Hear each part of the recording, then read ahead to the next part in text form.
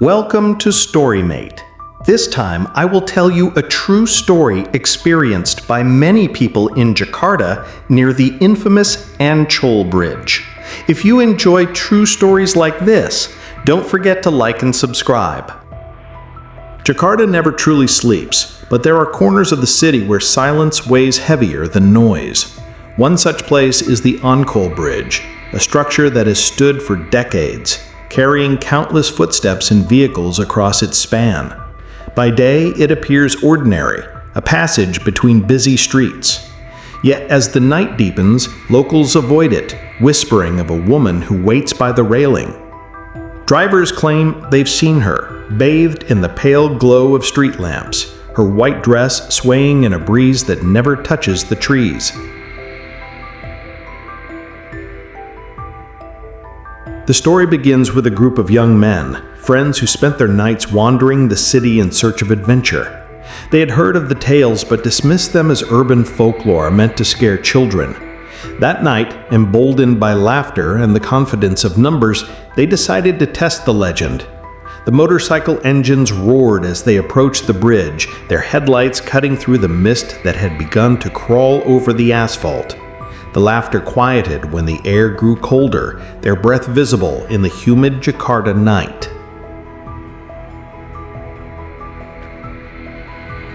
Halfway across the bridge, one of the riders shouted for the group to stop. Standing on the far side, under the dim orange glow of a flickering lamp, was a woman. Her figure was slender, her hair long and black, cascading over her shoulders. She seemed to be waiting, her face hidden by shadow. For a moment, none of them moved, torn between curiosity and unease. The bridge was supposed to be empty at this hour, and yet there she was, still as stone, her presence sending a ripple of dread through the group. One of the men, determined to prove his courage, revved his engine and drove closer. The others stayed behind, watching as the beam of his headlight revealed her face.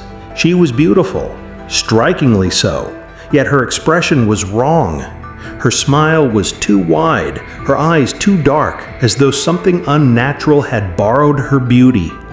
The motorcyclist slowed to a stop a few feet away, and in that instant he swore the air around her grew heavy, pressing down on his chest, suffocating him with a fear he could not explain. The woman tilted her head, her eyes locking onto his, and he felt rooted in place. Behind him, his friend shouted, telling him to turn back, but their voices seemed distant, muffled by the growing hum that filled his ears. She raised her hand slowly, pointing at him with a delicate, trembling finger. Her lips moved as if whispering his name, though he had never met her. He tried to start his bike again, but the engine sputtered, as though drained of power. The bridge itself seemed to darken, shadows crawling closer with each passing second. Then, without warning, she was gone. One blink, and the spot where she stood was empty. Nothing but the dim light of the flickering lamp. The rider gasped, his bike roaring back to life as if freed from her grip. He sped back to his friends, his face pale, his hand shaking on the handlebars. None of them laughed now. They left the bridge in silence, the sound of the engine echoing hollowly in the night. Yet as they rode away, one of them glanced in the side mirror and saw her again, standing in the middle of the bridge, smiling sweetly as if she had never left. The night after their encounter, the group could not shake the image of the woman from their minds. They gathered again in a small coffee stall, their voices hushed as if the walls might be listening. Each described her differently. One swore her dress was pristine, another insisted it was torn at the edges, and another said her eyes glowed faintly. Yet all agreed on one thing: she was real. No trick of light, no drunken vision, but a presence that still lingered in the cold air of the Ancol Bridge. One of them, Rudy, was the most unsettled. He confessed that since that night he had heard whispers whenever he was alone, soft and sweet like a woman calling his name. At first he dismissed it as imagination, but the voice followed him even into his sleep. His friends laughed nervously, but the unease in their eyes betrayed the truth. They feared he had taken something with him from the bridge. They told him to forget her, to stay away, yet his mind was already drifting back to the shadows under the lamps. Days passed, and Rudy's condition grew worse. His mother found him awake at dawn, sitting at the window, staring into the street as though waiting for someone. His friends tried to distract him, taking him to busy markets and crowded streets, but his eyes always wandered toward the road that led back to the coast. They whispered among themselves that perhaps he had been chosen. Old tales said the ghost of the Ancol Bridge did not appear to everyone, only to those she desired, those she wished to claim. Finally, unable to bear the weight of his curiosity, Rudy returned to the bridge alone. The city buzzed behind him, but as he stepped onto the asphalt of Ancol Bridge, the noise fell away, replaced by silence broken only by the faint hum of insects and the lapping of water below. The lamps flickered as though acknowledging his arrival. He parked his motorcycle at the side and stood in the middle of the bridge, waiting. His heart pounded, but beneath his fear was a strange pull, a longing that he could not explain. Minutes stretched into an hour, and just as he began to believe nothing would happen, the mist thickened. From the far end of the bridge he saw her again. She was walking this time, her white dress brushing against the asphalt, her steps soundless. Her beauty was even more intoxicating than he remembered, and for a moment he forgot she was not human. She stopped a few meters from him, tilting her head in that unnatural way, her lips curling into a smile that froze his breath. "Why did you come back?" a voice whispered, though her lips did not move. Rudy's chest tightened, his legs trembling, yet he found himself taking a step closer. Her eyes glimmered like deep pools of night, pulling him in. She raised her hand again, delicate and pale, as if beckoning him forward. Behind her, the darkness of the bridge seemed endless, swallowing the lamps one by one, and though every part of him screamed to run, Rudy felt his body obey, moving toward her as if her invisible strings had already taken hold. Rudy's footsteps echoed faintly against the damp asphalt as he walked toward her, though he swore he was not in control. Each step felt heavier, as if the air itself thickened around his body, dragging him closer. The woman stood perfectly still, her figure almost glowing beneath the dim street lamp. She seemed alive, yet every instinct in Rudy told him she was not. When he blinked, her face shifted, beautiful one moment, then hollow-eyed the next, her skin cracking like old porcelain before returning to perfection. The night grew unnaturally quiet. Even the water below the bridge seemed to still, as if holding its breath. Rudy stopped only a meter away from her, his heart slamming against his ribs. He wanted to speak, to ask her who she was, but his tongue felt frozen. She leaned closer, her smile widening unnaturally, stretching farther than any human mouth should. For an instant he saw jagged teeth glinting in the shadows. His breath caught, and a cold shiver ran down his spine. He tried to step back, but his legs would not obey. Then, suddenly, her hand touched his cheek. It was ice cold, yet soft, almost tender. A flood of emotions surged through him. Sadness, longing, despair, none of them his own. Images flashed in his mind. A young woman crying, a man's angry face, the sound of water rushing, the weight of stones tied to her body. Rudy gasped, stumbling under the force of memories that were not his. The woman's voice slid into his head like a whisper carried on the wind. "Do you see what they did to me?" Rudy's knees buckled, and he collapsed onto the ground. His hands trembled as he tried to push himself up, but the images kept coming. Her body sinking into the black waters, her scream muffled by the tide, her eyes staring upward as the surface closed above her. He clutched his head, screaming, but no sound came out. The woman knelt in front of him, tilting her head with that same eerie sweetness, as if she delighted in his suffering. Her pale face hovered inches from his, her eyes unblinking and endless. Far behind him, the faint sound of engines roared, his friends returning in search of him. The noise seemed to break the moment. The woman turned her head sharply, her smile fading into something darker, her face stretching with hatred. The air around Rudy grew violent, the mist rising in angry swirls. She leaned closer, her whisper a hiss against his ear. "You belong to me now." Then, in a blink, her figure vanished, leaving only the echo of her words and the cold imprint of her touch on his skin. When his friends reached the bridge, they found Rudy lying on the ground, pale and drenched in sweat. His motorcycle stood abandoned by the railing, the key still in the ignition. They shook him awake, but his eyes were distant, glassy, as though he was still staring into the abyss. He whispered something again and again, barely audible over the night breeze. It was her name, or perhaps the name of the man who had killed her.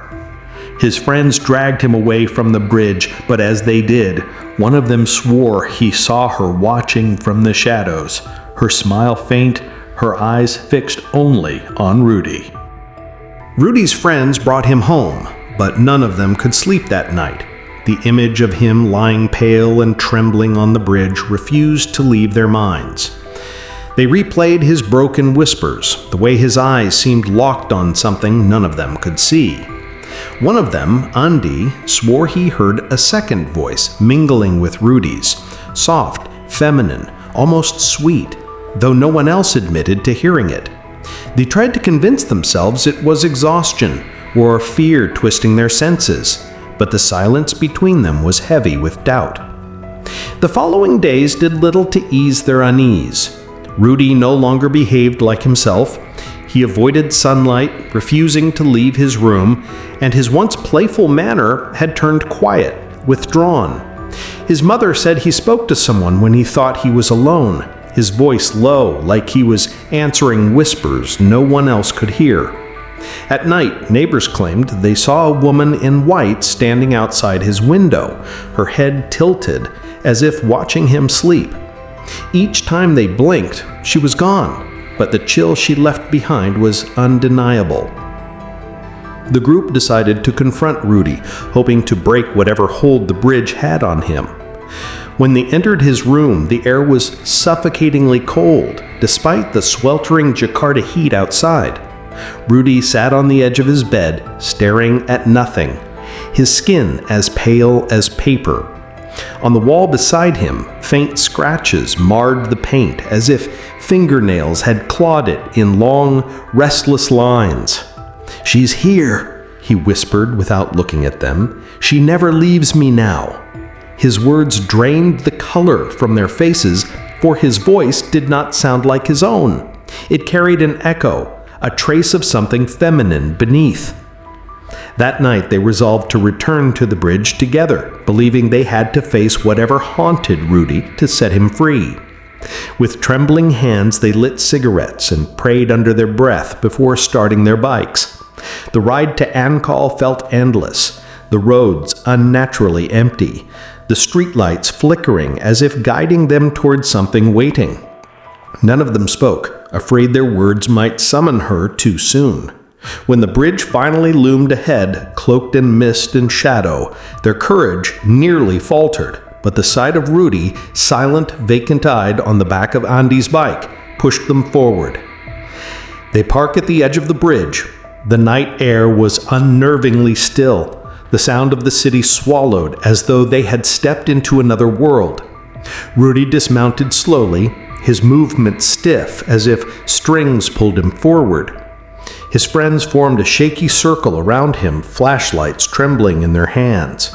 The lamps above them flickered weakly, casting long, distorted shadows across the asphalt. Then, as if in answer to their presence, the mist parted, and there she was, standing in the middle of the bridge, her white dress glowing faintly, her black hair tumbling over her shoulders like ink spilling into water. Her beauty was undeniable, but this time there was no sweetness in her smile. Her lips curled into something sharper, crueler, and her eyes burned with grief so deep it threatened to consume them all. The air grew colder still, their breaths turning white in the darkness. "You shouldn't have come back," she whispered, though none of her lips moved. The words slid into their minds cold as the grave. The group froze, realizing too late that by returning here with Rudy, they had not challenged her. They had delivered him straight back into her waiting arms. The bridge seemed to close around them, the mist curling tighter as if sealing off their escape. Rudy took another step forward, his vacant eyes locked on the ghostly woman. His friends called his name, grabbing his arms to hold him back, but his body was unnaturally strong, thrashing against their grip with a desperation that did not belong to him. The woman extended her hand, her pale fingers trembling slightly, and Rudy's struggles grew more violent. His breath rasped, his lips moving silently, as if he were answering a call they could not hear. Suddenly, the lamps along the bridge flickered and went dark, one by one, plunging them into near blackness. Only their flashlights pierced the mist, beams shaking wildly as they tried to keep her in sight. For a moment, she vanished from their view, and panic clawed at their throats. Then, out of the corner of their eyes, they saw her much closer than before, only a few meters away, her face illuminated in cruel clarity. Her smile stretched too wide, her eyes dark hollows that swallowed the light. One of them dropped his flashlight in terror, its beam rolling across the asphalt before dying out. Her voice filled their heads, not spoken but felt, like cold water seeping into their bones. "He is mine. You cannot take him from me." The sound made their ears ring, their stomachs twist. They shouted in defiance, pulling Rudy backward, but the force dragging him forward was relentless. His feet scraped against the ground, leaving streaks of dust and blood where his shoes tore open. His screams mixed with theirs, now no longer silent but raw, desperate, begging for release. "She won't let me go," he cried, his voice breaking into sobs. One of the men, desperate and trembling, pulled a small Quranic pendant from around his neck and pressed it against Rudy's chest. For a heartbeat, the night seemed to shatter. Rudy fell limp in their arms, and the woman recoiled, her smile vanishing into a grimace of fury. The mist writhed violently, and the water beneath the bridge roared as if awakened. Her scream was no longer human, it was shrill, piercing, shaking the very structure beneath their feet. They clamped their hands over their ears, but the sound echoed inside their skulls, threatening to drive them mad. When the scream ceased, silence rushed back in, heavier than before. The woman stood at the center of the bridge again, her chest rising and falling as though exhausted. But her smile returned, softer this time, heartbreakingly sweet, and she raised her hand not toward Rudy, but toward the others. "Come back," she whispered gently. "Come back, and I will show you what they did to me." For an instant, her beauty was so disarming that even the bravest among them felt the pull, their hearts aching with pity. It was only when Rudy suddenly convulsed in their arms, his mouth filling with blood, that the spell broke. In blind panic, they dragged him onto one of the motorcycles, the engines roaring desperately against the heavy silence. Tires screeched as they tore away from the bridge, the mist chasing them like claws reaching out of the night. None of them dared to look back, but as the city lights grew brighter in the distance, one thought gnawed at their minds. They had not escaped her.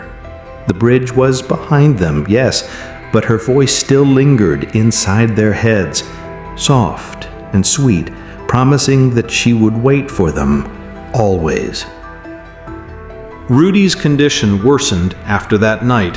His friends thought leaving the bridge would free him, but the haunting followed him home.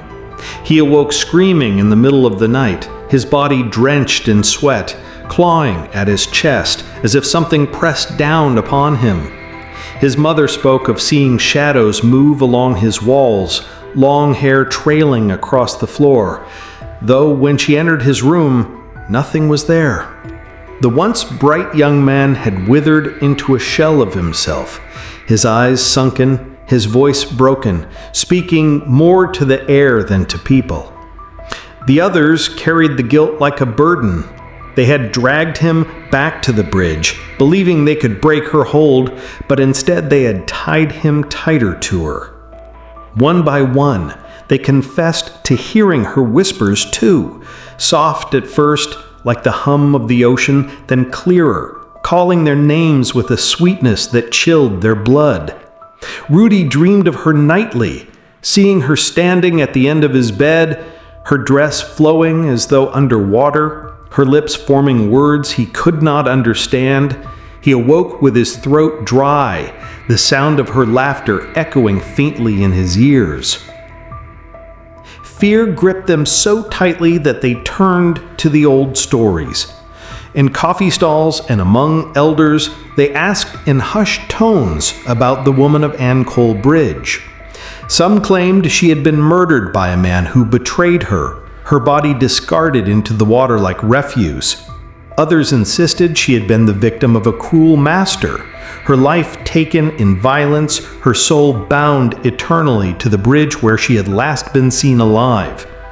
All agreed on one thing: she was restless, and she sought not only vengeance, but companionship, souls to join her in her endless grief. Rudy's decline forced them into action. They called a local spiritual healer, a frail man with sharp eyes who listened to their story without surprise. He examined Rudy, who lay trembling on the floor, and declared that this spirit had marked him. "She will not let him go willingly," the healer warned, his voice low. "If she chose him, it is because she sees in him what she lost: youth, innocence, life cut short. She will drag him back to the water if nothing is done." The room grew colder as he spoke, and the scent of brine filled the air, though no sea was near. That night, the healer prepared a ritual in Rudy's house. Candles were lit, incense smoke curled against the ceiling, and verses were recited with steady rhythm. At first, Rudy lay motionless, but as the words grew louder, his body convulsed violently, his eyes rolling back. A scream tore from his throat, but it was not his voice, it was hers, shrill and piercing, shaking the windows in their frames. The others watched in terror as Rudy's hair twisted in unseen hands, pulled as though someone were dragging him backward. The healer shouted for them to hold him down, and together they pinned his writhing body against the mat. Suddenly, the candles extinguished, plunging the room into darkness. In that suffocating black, they all saw her, standing in the corner, her white dress glowing faintly, her eyes fixed on them with a fury that could burn through bone. Her presence was overwhelming, filling the room with the scent of stagnant water and decay. She raised her hand slowly, pointing at them one by one, her lips parting to reveal a smile too wide, too cruel. And in that moment, every single one of them knew she had not come merely for Rudy. She had come for all of them. The night after the ritual was the longest of their lives. Rudy's family and friends sat in silence, too shaken to sleep. The air in the house remained unnaturally cold, their breaths visible as if they were trapped inside a freezer.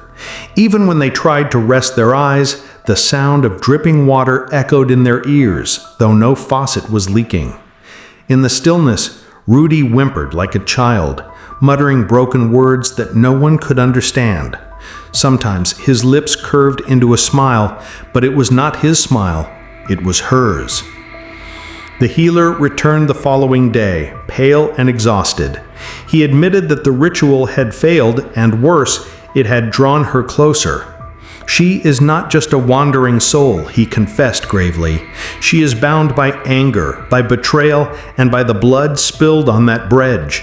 No simple prayer will sever her. His words brought dread to the group. Andy clenched his fists, trying to hide the tremor in his hands. "Then what do we do? Just let her take him?" he demanded. The healer only shook his head. "If you want to end this, you must face her where she was born and where she still reigns, on Ancol Bridge." Fear spread through them, but desperation pushed them forward. That night, as the city lights dimmed and the sound of waves beat against the shore, they gathered at the bridge once again. The place looked different now, heavier, as though it carried the weight of countless eyes watching them. The water below shimmered faintly, reflecting not just the moonlight, but the outline of a woman moving beneath the surface. Rudy was too weak to walk, so two of his friends carried him, his head lolling side to side, his lips whispering her name over and over. The healer set up offerings at the center of the bridge, white flowers, incense, and a bowl of water taken from the sea. His voice rose in chants, steady but strained, as if fighting against a current pulling him under. The others stood in a circle, trying to remain brave, but the air thickened, pressing down on their chests. Suddenly, the water below surged violently, waves slapping against the pillars of the bridge.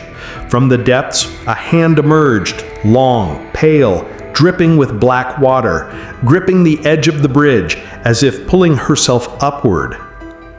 They froze, unable to breathe, as she rose from the darkness. Her hair spread across the water like seaweed, her dress clinging to her broken body.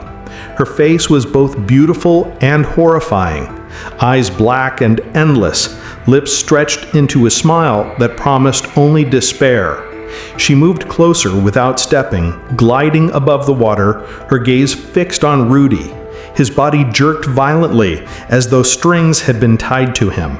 He screamed in her voice again, a shrill cry that echoed across the sea, and his friends nearly lost their grip as he thrashed to break free. The healer shouted words none of them understood, his voice rising above the roar of the waves. Fire burst from the incense, flaring unnaturally bright, but she did not retreat. She only laughed, a hollow, ringing sound that shook the bridge beneath their feet.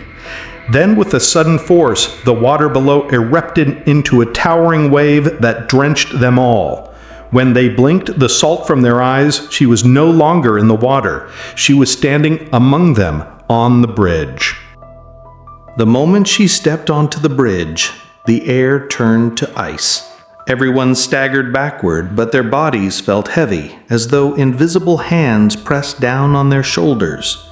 Rudy, however, moved forward on his own, his eyes rolled back, his mouth opening wide as seawater spilled out. His friends tried to hold him, but it was as if something much stronger was pulling him toward her. The spirit extended her hand, her nails sharp and dripping with black liquid, her smile widening in cruel satisfaction. Andy screamed Rudy's name and lunged forward, wrapping his arms around him in desperation. But the moment he touched his friend, Andy felt something enter his chest, a stabbing cold, like ice tearing through his heart. His knees buckled, and his vision blurred with flashes of drowning faces beneath the water. She doesn't want just Rudy, Andy realized, gasping for air. She wants all of us. The spirit tilted her head, her gaze cutting through him, and for a moment he saw her death, betrayed, beaten, and left to die in the dark water of Ancol. The healer forced his trembling voice louder, chanting verses that made the spirit flicker, her form distorting between human beauty and skeletal horror. She shrieked, the sound shaking the entire bridge, causing cracks to splinter through the wood beneath their feet. The friends clung to each other, praying silently, but the spirit grew taller, her body stretching unnaturally, her hair wrapping around the posts of the bridge like ropes. The water below churned violently, as though hundreds of hands were pushing from beneath, eager to drag the living down with them. Suddenly, Rudy's body went limp in Andy's arms. His mouth moved again, but this time it was not the spirit's voice, it was his. "Help me," he whispered weakly, tears streaming from the corners of his eyes. For a brief second, his true self fought to surface. The healer seized that moment, ordering everyone to shout Rudy's name, to call him back, to drown out the whispers of the spirit. Their voices rose together, shaky but determined, as they screamed his name into the night air. For the first time, the spirit faltered, her smile twitching into rage. Her scream was unlike anything human, a sound that cracked the sky above them. The moonlight dimmed, and the sea exploded upward, sending a wall of water crashing onto the bridge. When it receded, 2 of Rudy's friends were gone, ripped away into the dark water below. Panic erupted, cries of despair filling the night, but there was no time to mourn. The spirit was now inches away, her face hovering before Rudy's, whispering promises only he could hear. His trembling lips repeated her words, and his eyes turned completely black. The healer fell to his knees, blood pouring from his nose as he forced the final incantation out of his throat. The incense burst into blue flames, and the bridge itself seemed to groan as though alive. The spirit screeched, her body twisting in fury, lashing out at everyone with hair like whips of steel. Rudy's scream mixed with hers, creating a horrific chorus that echoed across the sea. Andy, broken and bruised, crawled forward despite the burning in his lungs. With the last of his strength, he shouted Rudy's name, his voice raw with desperation. For a moment, silence fell, the kind of silence that comes before a storm.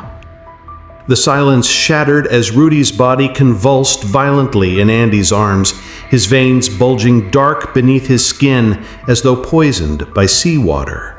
The spirit's face hovered close, whispering in a voice that slithered like snakes, "He belongs to me." Her eyes glowed an unholy white, reflecting the moon that now hung blood red in the sky. Andy tried to hold him tighter, but Rudy's body was dragged upward, lifted by invisible strings as his arms spread wide like a crucified man. The others screamed, their voices swallowed by the crashing of waves below, yet none dared to let go of the bridge. The healer, his strength nearly gone, struck the wood of the bridge with his staff, sending sparks of light scattering into the darkness. "This bridge is cursed because of her blood," he shouted hoarsely, his words cutting through the storm. "Only a willing sacrifice can end her grip." At those words, the spirit roared, her hair whipping outward like serpents, slamming into the healer's chest and hurling him across the bridge. His body hit the railing hard, blood painting the wood, but his trembling hand still clutched the burning incense, refusing to let it die. Suddenly, Rudy's voice returned for a fleeting second, his face contorted in agony, tears streaming down his pale cheeks. "Andy, stop her! Please, I can't fight anymore!" His words tore through the air, breaking Andy's soul in half. The spirit tightened her grip, forcing his mouth open, and seawater poured out endlessly, flooding the bridge beneath their feet. The friends scrambled to climb higher on the posts, screaming for their lives as the tide tried to swallow them whole. But Andy stood his ground, soaked and shaking, his gaze locked on his best friend. Summoning every ounce of courage, Andy reached into his pocket and pulled out the small dagger the healer had given him earlier, meant to cut ties between the living and the dead. His hands trembled violently, his chest heaving, as the spirit hissed, "Kill him and you kill yourself!" Her laughter cracked like thunder, sending shivers into the bones of everyone still alive. But Andi stepped forward anyway, raising the dagger high, his eyes never leaving Rudy's face. "I would rather die with him than let you keep him forever." In that instant, the bridge shook violently as if alive, the spirit's form stretching taller, her mouth opening impossibly wide, revealing a pit of screaming faces trapped within her. They were the lost souls of those who had come before, bound to her hunger for eternity. Her claw reached forward, aiming straight for Andi's heart, but before it could strike, the healer screamed his last incantation, blood pouring from his mouth. The incense in his hand erupted into a blinding light that bathed the entire bridge, searing the spirit's form until she shrieked in unbearable rage. The dagger in Andi's hand glowed, its blade burning with the same light. He plunged it into Rudy's chest, not out of hatred, but out of desperate love. The bridge screamed with him, the spirit howling as her body cracked and splintered like glass, shards of her dissolving into the sea. Rudy's blackened eyes turned human again for a fleeting second, his lips forming a weak smile as his body collapsed into Andi's arms. But the light was too bright, the storm too fierce. And before Andi could react, the bridge gave way beneath them, plunging everyone into the raging waters below. The water swallowed them whole, dragging bodies and broken wood into its dark throat. Andi fought to keep his eyes open, his arms clinging desperately to Rudy, but the current was merciless. He felt hands, cold, bony hands pulling at his legs, dragging him downward. The spirit's scream echoed through the depths, a sound that rattled his skull as though it came from inside his head. In his final moments of strength, Andi kicked upward, the dagger still clutched in his fist, its faint glow guiding him toward the surface. But when he broke through the water gasping, Rudy was gone. Only the healer's voice lingered in the wind above the crashing waves, a fading echo carried from nowhere. One must live to tell, so others will not fall. Andi's chest burned, his limbs aching, but he forced himself to swim toward the shore. Every stroke felt like he was pulling through chains, every breath tasted of salt and death. Behind him, the shattered remains of the bridge began sinking into the ocean, as if swallowed by time itself. The once busy place now stood like a ruin, cursed and abandoned, its legend sealed in blood and sacrifice. When Andi finally crawled onto the sand, he collapsed face down, coughing up seawater mixed with blood. The beach was eerily empty, the moon now pale and innocent, as though nothing had happened. His friends were gone. Rudy was gone. Even the healer had vanished with the collapsing bridge. Andi was the only one left, shivering, broken, and wide-eyed. For hours he lay there listening to the sound of waves, but every crash carried whispers, faint and mocking, like the spirit's laughter. He knew then that survival wasn't victory, it was a curse. Days later, fishermen found him wandering along the shoreline, his clothes torn, eyes hollow, and his voice hoarse from silence. When they asked what had happened, Andi simply pointed to the ocean and muttered, "She's still there." Nobody believed him, dismissing his tale as madness born of trauma. But word spread quickly, and soon the bridge was abandoned by all who knew its story. Some claimed they still saw figures standing at the edge of the water at night, waving as though calling someone closer. Others swore they heard splashing, followed by screams that ended too suddenly. Andi never returned to the bridge, yet it never left him.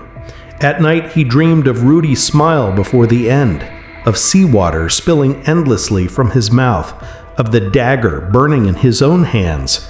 He avoided mirrors because sometimes in their reflection he saw her, long hair dripping wet, lips curling into a smile too sharp for a human face.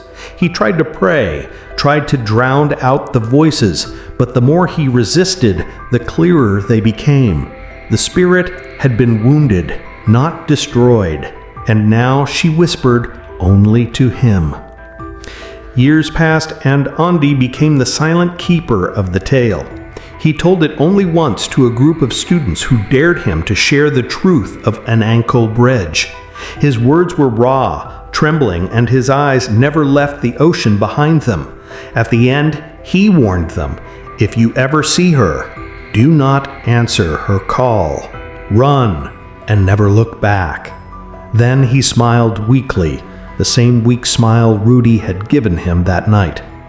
None of the students slept afterward, and a few swore they saw footprints of wet, bare feet leading from the beach to their doors. The legend had not ended. It had only found new witnesses.